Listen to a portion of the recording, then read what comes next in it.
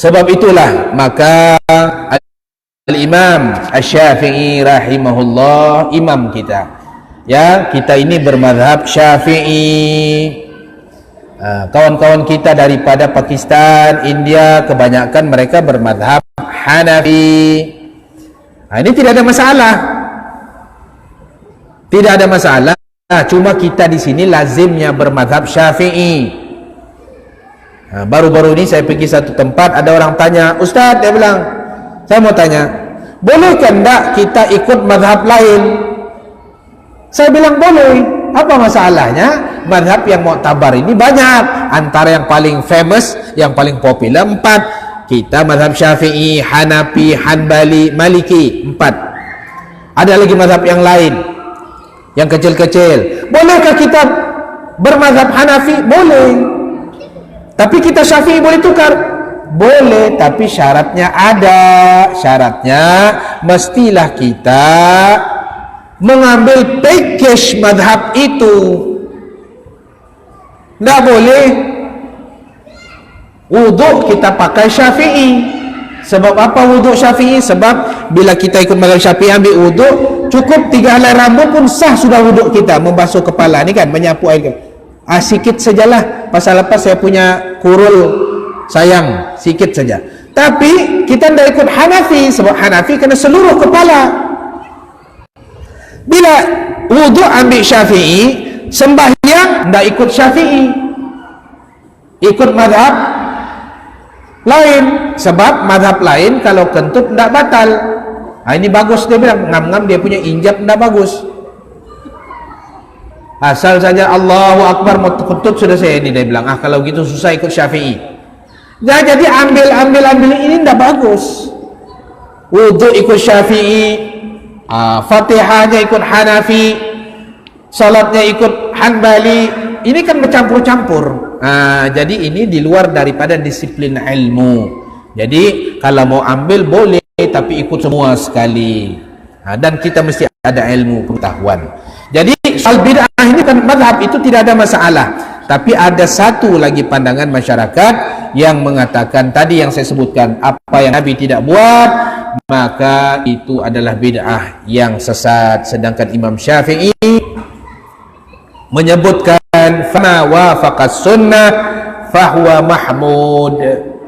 Perbuatan yang Nabi tidak buat kita buat, tapi wafaqas sunnah, tidak bertentangan dengan sunnah, sesuai dengan falsafah sunnah, dengan prinsip sunnah, maka mahmud itu dipuji,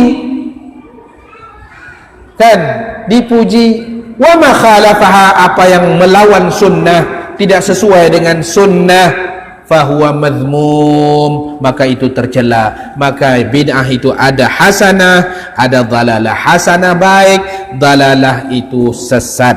Jadi Maulidur Rasul itu termasuk bid'ah hasanah. Nabi tidak buat, tetapi kalau kita buat, dia baik, insya Allah dapat pahala.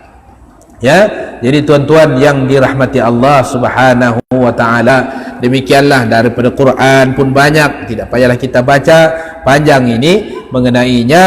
Tetapi hadis ini selalu orang baca, selalu dijadikan hujjah untuk menolak talqin kubur ini haram, bid'ah. Siapa buat berdosa. Pada kita talqin itu sunat.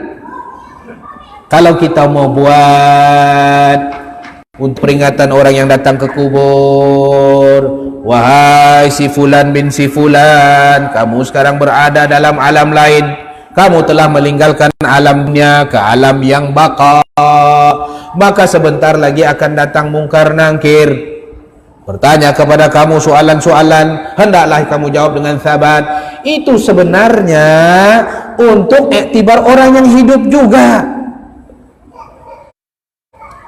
Jadi yang hidup ini kena dengar juga supaya insaf. Ya, aku tidak tahu bila meninggal, kan? Ini tidak, sudahlah tidak dengar, isap rokok lagi di bawah pokok di kuburan ini, hendak isap.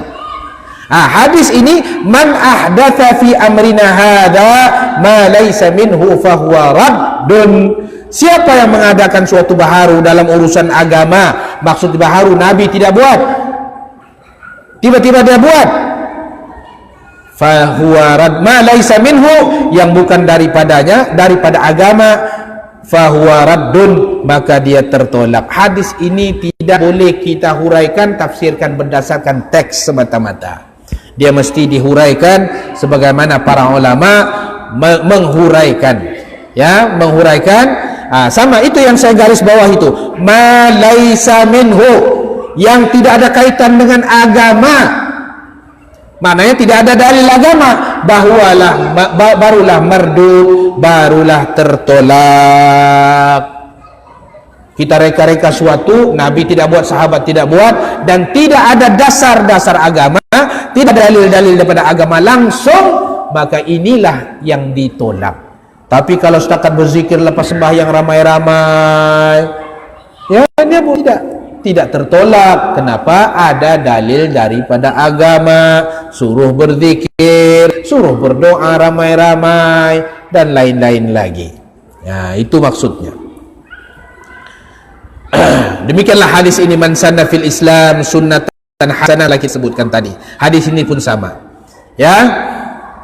Dan selalu disebut ini, kullu muhdatsatin bid'atun, setiap benda-benda yang Nabi tidak pernah buat adalah bid'ah. Wa kullu bid'atin dalalatun, setiap benda bid'ah sesat. Wa kullu dalalatin finnar, setiap yang satu masuk neraka dia. Ini secara literal, maka saya sebutkan tadi mesti diuraikan lebih lanjut apakah maksudnya. Mari kita tengok kata Imam Nawawi rahimahullah, apakah maksud hadis itu? Al-muradu biqaulihi sallallahu alaihi wasallam, maksud kata Nabi itu tadi, kullu bid'atin dalalah, setiap bid'ah itu sesat. Hadza amun, hadis ini kata Imam Nawawi umum, makhsusun, mesti dikhususkan. Apakah semua yang Nabi tidak buat, kalau kita buat jadi sesat, masuk neraka? Tidak.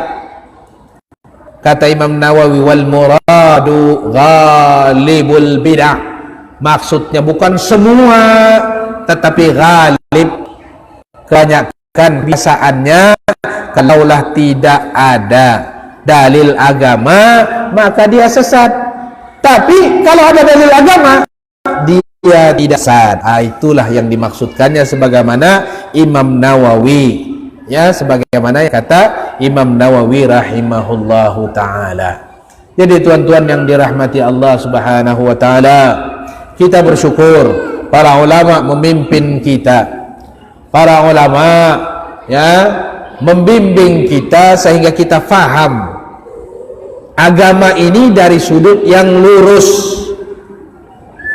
Jangan sembarang baru baca satu hadis terjemahan saja sudah boleh keluarkan fatwa, sudah keluarkan hukum. Tidak begitu.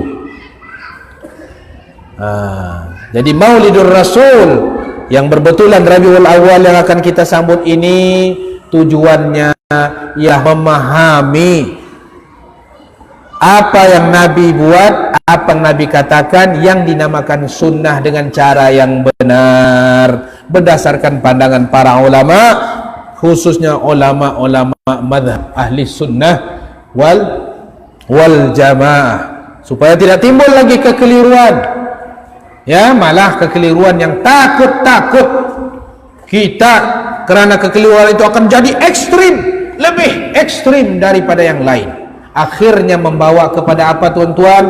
Membawa kepada mengkafirkan saudara muslim kita yang lain. Kenapa?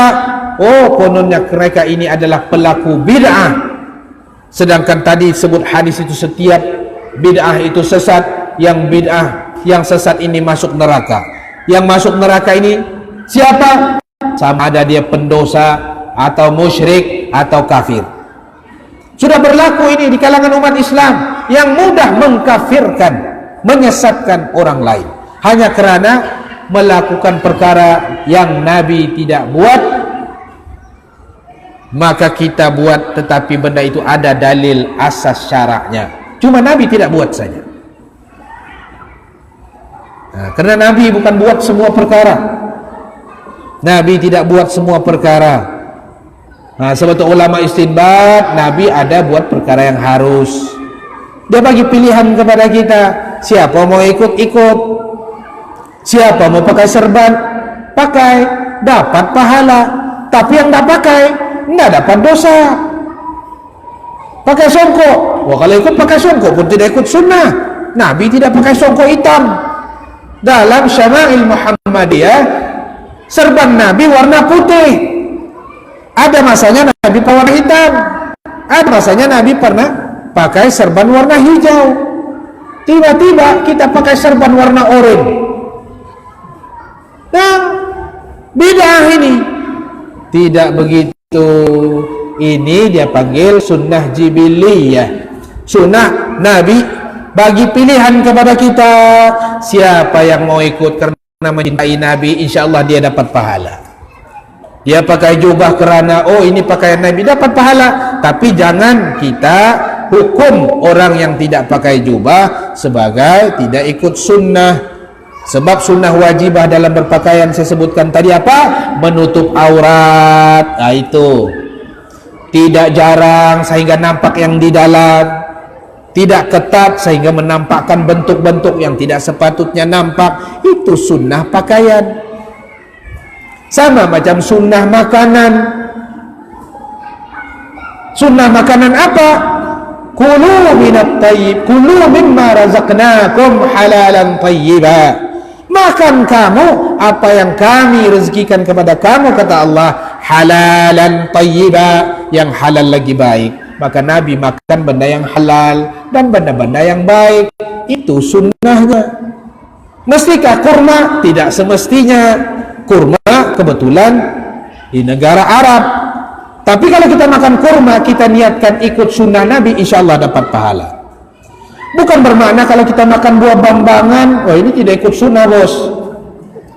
Ini bid'ah ini. Buah bambangan, buah kongkorot.